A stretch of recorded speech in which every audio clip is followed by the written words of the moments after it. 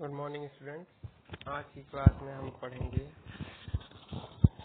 MMF magnetomotive force या चुंबकीय बल के बारे में, चुंबकीय वाहक बल के बारे में, मैग्नेटिक फ्लक्स के बारे में, और अपन कुछ मैग्नेटिज्म से, चुंबकत्व से संबंधित कुछ टर्म हैं उनके बारे में पढ़ेंगे। चलिए स्टार्ट करते हैं। मैग्नेटिज्म। सबसे पहले बच्चों पता होना चाहिए कि चुंबकीय बल रेखाएं क्या है। पहले चुंबकीय बल रेखाएं। तो चुंबकीय बल रेखाएं जैसे आपने पढ़ा होगा, कई मटेरियल होते हैं जिसमें किसी भी आयरन को या चुंबकीय प्रॉपर्टी होती है मेटल को अट्रैक्ट करने की, या मेनली आयरन को अट्रैक्ट करने की प्रॉपर्टी होती है। बेसिकली जब आप मटेरियल पढ़ेंगे, मटेरियल साइंस में आपने पढ़ा होगा फिजिक्स में, पैरामैग्नेटिज्म, फेरोमैग्नेटिज्म, डायामैग्नेटिज्म, उसमें एक फेरक या फेरिक मटेरियल होते हैं। फेरिक मटेरियल जिसमें Fe2O3, ये वाला मटेरियल, ये जो मटेरियल होता है इसमें क्या प्रॉपर्टी होती है, इसमें जो मैग्नेटिक डाइपोल है वो अलाइन होते हैं। इसी को अपन चुंबक बोलते हैं। अलाइन होते हैं मतलब कि एक इस चुंबकीय पदार्थ का एक हिस्सा उत्तरी ध्रुव और दूसरा दक्षिणी ध्रुव की तरह काम करता है। और होता क्या है, जब इसके चारों ओर अपन कंपास या चुंबकीय सुई को ले जाते हैं तो चुंबकीय सुई की स्थिति जैसे जैसे बदलते जाते हैं, वो पास ले जाते जाते हैं, वैसे वैसे अपन को पता चलता है कि इसकी जो चुंबकीय बल रेखाएं हैं, चुंबकीय बल रेखाएं क्यों बोला, क्योंकि चुंबक के चारों ओर चुंबकीय सुई को ये घुमा रही है मतलब टेढ़ा कर रही है, मोड़ रही है। जब पास ले जाएंगे तो सेंटर की तरफ आ जाएगी। तो अपन को पता चलता है कि ये जो चुंबकीय बल रेखाएं हैं, इनकी प्रकृति एक कंटूर जैसी, कंटूर मतलब एक वृत्ताकार बनाती है, वृत्त का आकार बनाती है चुंबकीय बल रेखाएं। ठीक है बच्चों, ये होगा चुंबकीय बल रेखाएं। किसी चुंबक के चारों ओर का वह क्षेत्र जिसमें चुंबकीय प्रभाव का अनुभव किया जाता है उसे उस चुंबक का चुंबकीय क्षेत्र कहते हैं। ठीक है बच्चों, आपने पढ़ा होगा। ये तो बात रही चुंबकीय पदार्थ की। अब बच्चों आपको बता दें कि सेम चुंबकीय पदार्थ को आप, ये चुंबकीय पदार्थ था मतलब ये तो फेरिक मटेरियल है, Fe2O3, ये फेरिक मटेरियल है। अब अगर आपके पास ये फेरिक मटेरियल नहीं है तब कैसे आप मैग्नेटिज्म को जनरेट करेंगे। तो बच्चों आपने कुंडली सुनी होगी, सोलोनॉइड, इसकी सहायता से भी अपन चुंबकत्व को, पोल्स को, इलेक्ट्रिक पोल्स को जनरेट कर सकते हैं।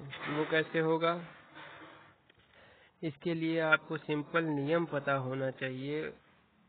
ये जैसे, ये क्या है, सिंपल नियम क्या है कि जब किसी भी चालक में धारा का प्रवाह हो रहा होता है, और बच्चों यह धारा जो प्रवाहित हो रही होती है ये बदलती है, ये बदल रही होती है, समय के साथ धारा बदल रही होती है। मतलब कि जो आपका करंट है is a function of time.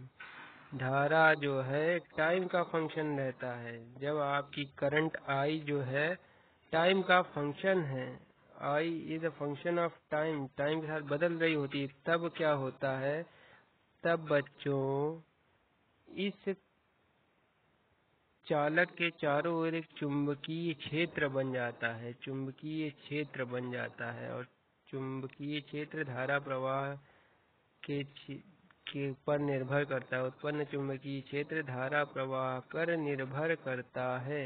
ठीक है बच्चों, ठीक है, ये चुंबकीय क्षेत्र पैदा हो जाता है। अब यही चुंबकीय क्षेत्र को जब अपन किसी कुंडली पे लगा दें तार को अपन ने चारों तरफ कुंडली के लपेट दिया है तो वृत्ताकार ऐसे हो गया है, तो चुंबकीय क्षेत्र बनेगा तो कैसे, इसके चारों ओर ऐसे ऐसे चुंबकीय क्षेत्र बनेगा, ऐसे ऐसे बनेगा चुंबकीय क्षेत्र। तो बच्चों एक चुंबक की तरह इस सोलोनॉइड में भी चुंबकीय पोल्स उत्पन्न हो जाएंगे, चुंबकीय पोल्स उत्पन्न हो जाएंगे, चुंबकीय पोल्स उत्पन्न हो जाएंगे। मान लो धारा की दिशा ये है, तो धारा की दिशा ये है तो नॉर्थ पोल ये हो जाएगा बच्चों, साउथ पोल ये हो जाएगा, और मैग्नेटिक फ्लक्स रेखाएं कुछ ऐसे हो जाएंगी। ठीक है बच्चों, ठीक है। तो हुआ क्या, आपने विद्युत धारा से एक चुंबक बना दिया है। ठीक है बच्चों, विद्युत धारा का प्रयोग करके चुंबक बना दिया है।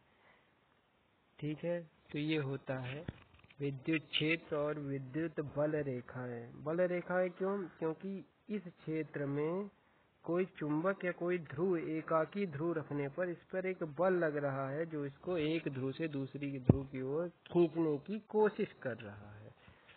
ठीक है बच्चों, अब देखिए प्रॉपर्टीज, क्या क्या विशेषताएं हैं आपकी चुंबकीय बल की, उनको देख लेते हैं। चुंबकीय बल रेखाएं, प्रत्येक चुंबकीय बल रेखा एक बंद परिपथ बनाती है, जैसा कि बच्चों दिखाया गया है चित्र में। ये ऐसे बल रेखाएं बनाती हैं, क्लोज्ड कंटूर बनाती हैं, क्लोज्ड कंटूर बनाती हैं। यह कभी परस्पर एक दूसरे को काटती नहीं है, क्योंकि बच्चों ऊर्जा कभी काटती नहीं है एक दूसरे को, ये काटती नहीं है, एक दूसरे को कभी नहीं काटती हैं। ये तनी हुई लचीली डोरियों की तरह होती हैं जो कि स्वयं में सिकुड़ने का प्रयत्न करती हैं। ठीक है बच्चों, ये तनी हुई लचीली डोरियों के रूप में होती हैं, तनी हुई लचीली डोरियों के रूप में होती हैं।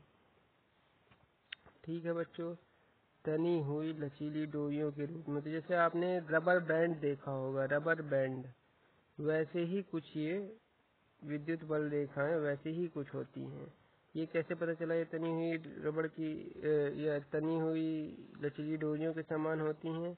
ये ऐसे पता चला कि अपन जब इसको मोटर, इलेक्ट्रिकल मोटर जब देखते हैं तो जब उससे जो फोर्स पैदा होता है इन बल रेखाओं, ये विद्युत चुंबकीय बल रेखाएं किसी एलिमेंट पर, जब किसी पोल पर, ध्रुव पर जब बल लगाती हैं तो उससे पता लगता है कि ये लचीली डोरियों की तरह होती हैं। किसी भी बिंदु पर इनकी दिशा चुंबकीय क्षेत्र में इस प्रकार होती है कि उस बिंदु पर रखी गई कंपस निडिल का उत्तरी ध्रुव उत्तर दिशा की ओर संकेत करता है।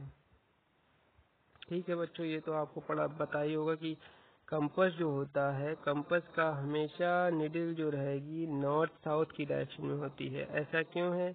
ऐसा इसलिए है बच्चों, जो क्योंकि आपकी जो अर्थ है, धरती है, धरती एक बड़ा चुंबक मानते हैं हम लोग, जिसका नॉर्थ पोल और साउथ पोल, नॉर्थ पोल के पास है और साउथ पोल के पास है। इसको भी अपन एक बड़ा चुंबक मानते हैं। अगर आप धरती में कहीं भी हैं, मान लीजिए यहाँ हैं, तो आप यहाँ पे एक सुई कंपास की लगाते हैं तो ये आपको ऊपर की ओर दिखाएगी, ऊपर नॉर्थ रहेगा, नीचे साउथ रहेगा। ठीक है बच्चों, ये कारण है कि नीडल हमेशा नॉर्थ साउथ की पोजीशन में ही रहती है।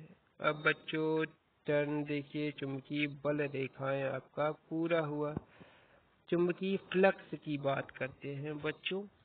ये जो चुंबकीय बल रेखाएं हैं, चलिए ये रेखाएं दिखती तो है नहीं बच्चों, ये एक तरह से इमेजिनेशन है कि यहाँ पे चुंबकीय बल रेखाएं होंगी, विद्युत इस चुंबकीय क्षेत्र में चुंबकीय बल रेखाएं होंगी, ये अनुमान है।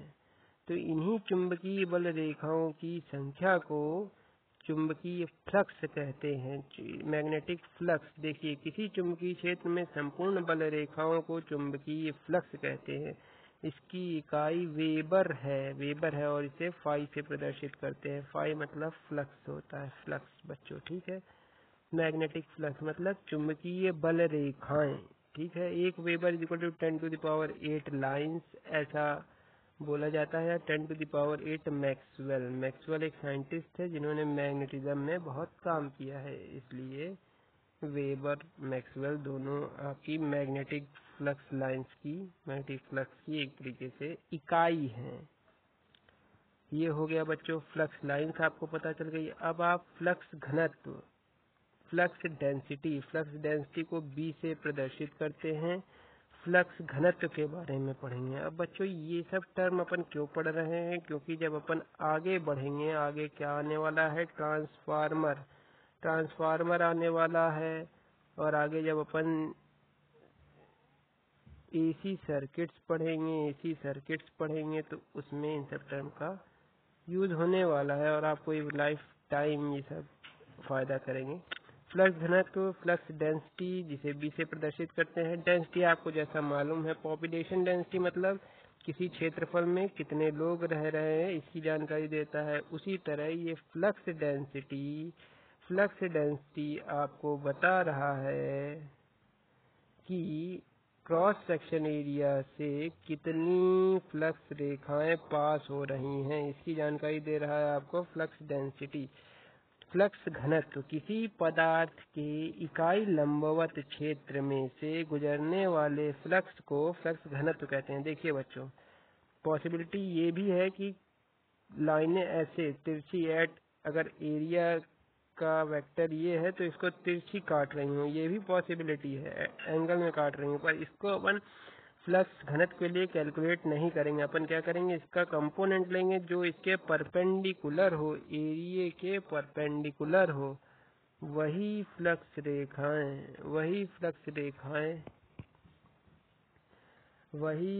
रेखाएं जो इसके एरिया के परपेंडिकुलर काटती हूँ, इसको डिवाइड बाय एरिया, हम इसको फ्लक्स घनत्व कहेंगे। ठीक है बच्चों, किसी पदार्थ के इकाई लंबवत क्षेत्र में से गुजरने वाले फ्लक्स को फ्लक्स घनत्व कहते हैं। यदि 5 वेबर संपूर्ण फ्लक्स A वर्ग मीटर अनुप्रस्थ क्षेत्र में से गुजरता है तो B is equal to 5/A होता है। ठीक है बच्चों, B is equal to 5/A, इसकी जो यूनिट होती है इसको टेस्ला कहते हैं। टेस्ला एक साइंटिस्ट हैं, उनके नाम पे इसकी यूनिट रख दी है, या वेबर पर मीटर स्क्वायर या टेस्ला। ठीक है बच्चों, चुंबकीय क्षेत्र की तीव्रता एक B हो गया, दूसरा है H है मैग्नेटिक फील्ड इंटेंसिटी, चुंबकीय क्षेत्र की तीव्रता। बच्चों ये क्या बताता है, जैसे इलेक्ट्रिक फील्ड इंटेंसिटी E था, E क्या बताता था, E बताता था किसी चार्ज को अपन ने यहाँ रख दिया है तो उस पर जितना फोर्स लगता है वो आपका E कहलाता है। F इज इक्वल टू क्या होता था, F is equal to E into Q होता था। ठीक है बच्चों, एकाकी चार्ज को रखने पर उस पर जितना फोर्स लगता है वो आपका E रहता था, इलेक्ट्रिक फील्ड इंटेंसिटी। वैसे ही मैग्नेटिक फील्ड इंटेंसिटी क्या है, मान लीजिए यहाँ कोई भी मैग्नेटिक फील्ड है, वहाँ पे किसी एकाकी पोल को जिसकी तीव्रता m सामर्थ्य 1 है, उसको यहाँ पे रखने पर वो जितना फोर्स का अनुभव करता है वही आपका चुंबकीय क्षेत्र की तीव्रता है। किसी चुंबक के चारों ओर का वह क्षेत्र जहाँ उसका प्रभाव होता है चुंबकीय क्षेत्र कहलाता है। चुंबकीय क्षेत्र किसी बिंदु पर रखा एकाकी उत्तरी ध्रुव जितने बल का अनुभव करता है उसे उस बिंदु पर चुंबकीय क्षेत्र की तीव्रता कहते हैं। देखिए H चुंबकीय क्षेत्र की तीव्रता ये एक सदिश राशि है, क्योंकि देखिए बल यहाँ चुंबकीय क्षेत्र मान लीजिए ये है, ये पहले ही अपन ने बना दिया है H, यहाँ पे बल भी लगेगा आपका इसी डायरेक्शन पे लगेगा फोर्स के, तो ये एक सदिश राशि है और इसका जो मात्रक है वो आपका एम्पियर पर मीटर है। इसकी जो मात्रक है वो एम्पियर पर मीटर है। ठीक है बच्चों, और B आपका एक अदिश राशि है, B और H में कंफ्यूजन नहीं होनी चाहिए। B एक अदिश राशि है, ये केवल फ्लक्स का घनत्व बताती है। और आपका जो ये H है ये एक अदिश राशि है, ये सदिश राशि है और ये आपको क्या बताती है, ये बताती है कि इलेक्ट्रिक फील्ड इंटेंसिटी, क्षेत्र की तीव्रता बताती है। मतलब कि अगर आप कोई भी पोल इधर पे रख देंगे तो आपको कितना फोर्स मिलेगा, उस पोल की अगर स्ट्रेंथ आपको पता है m, तो आपको पता लग जाएगा उस पर कितना फोर्स लगेगा। इंटेंसिटी अगर आपको h उसकी पता है, और h आपके मटेरियल पे डिपेंड नहीं करती है। ठीक है बच्चों, ये इसका मात्रक क्या है, एम्पियर पर मीटर। ठीक है बच्चों, ठीक है। अब अपन बात करेंगे चुंबकीय क्षेत्र की तीव्रता एक अदिश राशि है। इसकी दिशा एकांक उत्तरी ध्रुव पर लगने वाले बल की दिशा में होती है। इसे ऐसे प्रदर्शित करते हैं। इसका मात्रक एम्पियर पर मीटर है, एम्पियर पर मीटर है। ठीक है बच्चों। अब निरपेक्ष चुंबकशीलता, एब्सोल्यूट परमिएबिलिटी, एक आता था आपका बच्चों अपसाइलन, आपने पढ़ा है। इलेक्ट्रिकल ससेप्टिबिलिटी, परमिटिविटी आपने पढ़ा होगा, परमिटिविटी। वैसे ही इलेक्ट्रोस्टैटिक में आपने परमिटिविटी पढ़ा होगा। अब यहाँ पे आप परमिएबिलिटी पढ़ेंगे, म्यू, परमिएबिलिटी म्यू। म्यू क्या बताता है, म्यू बताता है आपको बच्चों कितना चुंबक कितनी प्रॉपर्टी उसकी है कि वो चुंबक बन सकता है, मतलब उसमें चुंबकत्व तो कितना आ सकता है, चुंबकशीलता कितनी हो सकती है उस पदार्थ की, उसके बारे में बताता है। फ्लक्स घनत्व B और क्षेत्र की तीव्रता H में जो अनुपात होता है उसे निरपेक्ष चुंबकशीलता, निरपेक्ष मतलब एब्सोल्यूट, उस पदार्थ की पूरी एब्सोल्यूट परमिएबिलिटी कहते हैं। म्यू ए से, इसको म्यू ए से दिखाते हैं, प्रदर्शित करते हैं। Mu is equal to B by H, या B is equal to mu H. ये फॉर्मूला बच्चों बहुत इंपॉर्टेंट है, इसको याद रखेंगे। B is equal to mu H. ठीक है बच्चों, B is equal to mu H हो गया। ये आ गया ऑब्सोल्यूट। एक होता है बच्चों एयर में, एयर की परमिएबिलिटी म्यू नॉट कहते हैं उसको। एयर की परमिएबिलिटी क्या होता है, 4 पाई इंटू 10⁻⁻12। ठीक है बच्चों, 7। ये हो गया बच्चों एयर की परमिएबिलिटी, एयर की परमिएबिलिटी। अब देखिए बच्चों, ये हो गया सापेक्ष चुंबकशीलता, रिलेटिव परमिएबिलिटी अब पढ़ेंगे। ठीक है बच्चों, एक ही क्षेत्र सामर्थ्य H द्वारा किसी चुंबकीय पदार्थ में उत्पन्न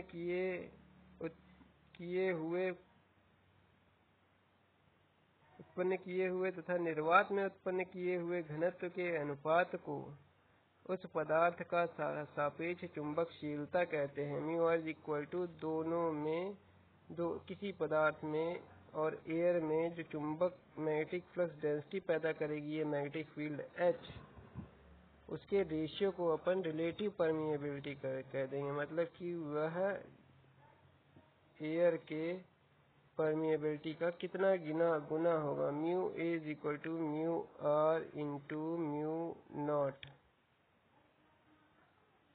mu is equal to mu r into mu naught, mu is equal to mu r into mu not.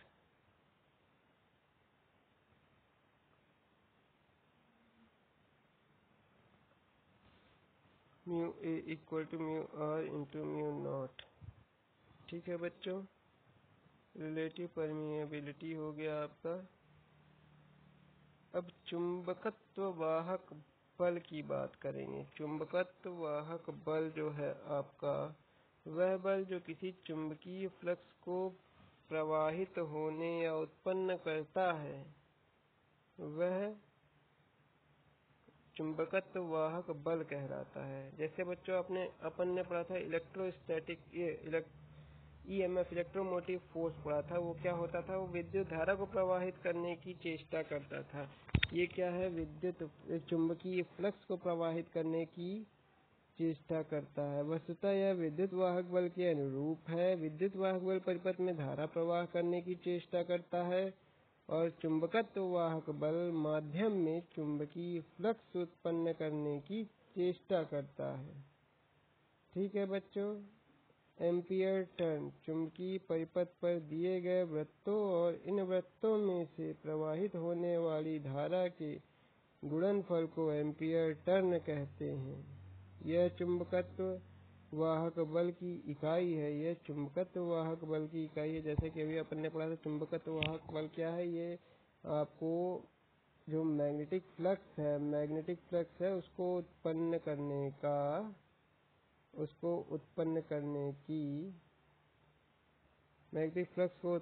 की चेष्टा करता है। मैग्नेटिक फ्लक्स को उत्पन्न करने की चेष्टा करता है। तो ये एम्पियर टर्न क्या है। एम्पियर टर्न इसकी वैल्यू है, मात्रक है। ये एम्पियर टर्न इसका मात्रक है, मतलब जितने एम्पियर टर्न आप रखेंगे किसी भी कॉइल में उतना ज़्यादा ये फ्लक्स पैदा होगा। ठीक है बच्चों, ये उसकी इकाई समझ लीजिए एक तरह से आप। चुंबकीय परिपथ पर दिए गए वृत्तों और इन वृत्तों में से प्रवाहित होने वाली धारा के गुणनफल को एम्पियर टर्न कहते हैं। यह चुंबकत्व वाहक बल की इकाई है। यदि एम्पियर टर्न परस्पर विपरीत दिशा में कार्य करते हैं तो परिणामी एम्पियर टर्न अंतर के बराबर होगा। मतलब कहने का, मान लीजिए बच्चों एक टर्न आपने ऐसे रखा और दूसरा टर्न अगर आप ऐसे रखेंगे, मतलब करंट फ्लो ऐसे हो रही है, दूसरे में करंट फ्लो ऐसे हो रही है और सेम कॉइल में आपने इसको टर्न को लगा रखा है, तो बच्चों जो रिजल्टेंट आएगा वो आपका नील हो जाएगा, नील, 0 एम्पियर टर्न। ये कहने का मतलब है क्योंकि इसके कारण जो मैग्नेटिक फ्लक्स लाइन बनेगी वो इसके कारण कट जाएंगी बच्चों, इसके कारण कट जाएंगी। ठीक है, एम्पियर वृत्त हो गया, ये एम्पियर टर्न हो गया। अब बच्चों एक आया आपका रिलक्टेंस आया है। रिलक्टेंस बहुत इम्पोर्टेंट टर्म है मैग्नेटिज्म की दृष्टि से। जैसे कि आपने इलेक्ट्रिक सर्किट में पढ़ा होगा रेजिस्टेंस क्या होता था। ये रेजिस्टेंस क्या होता था। ये रेजिस्टेंस था आपका धारा प्रवाह में, इसको धारा प्रवाह करने के लिए ये धारा प्रवाह को प्रतिरोध रोकता था, धारा प्रवाह को रोकता था। वो रेजिस्टेंस है। अब क्या है, अब ये फ्लक्स के प्रवाह को जो रोक रहा है वो आपका रिलक्टेंस है। वो फ्लक्स के प्रवाह को जो रोके वो रिलक्टेंस है। यह किसी पदार्थ का वह गुण है जो किसी माध्यम में चुंबकीय फ्लक्स की उत्पत्ति व प्रवाह का विरोध करता है। इसकी इकाई एम्पियर टर्न पर वेबर है। Ampere turn weber. देखिए बच्चों इसका रो L = μ0 μr A ये है बच्चों। ठीक है,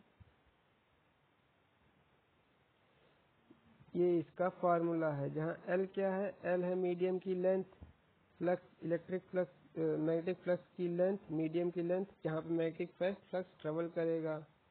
A आपका एरिया है, μ0 μr इन दोनों का मल्टीपल अगर आप कर देंगे तो एब्सोल्यूट परमिएबिलिटी है उसकी। ठीक है बच्चों, ये आपका रेजिस्टेंस के तुल्य है मैग्नेटिक सर्किट में।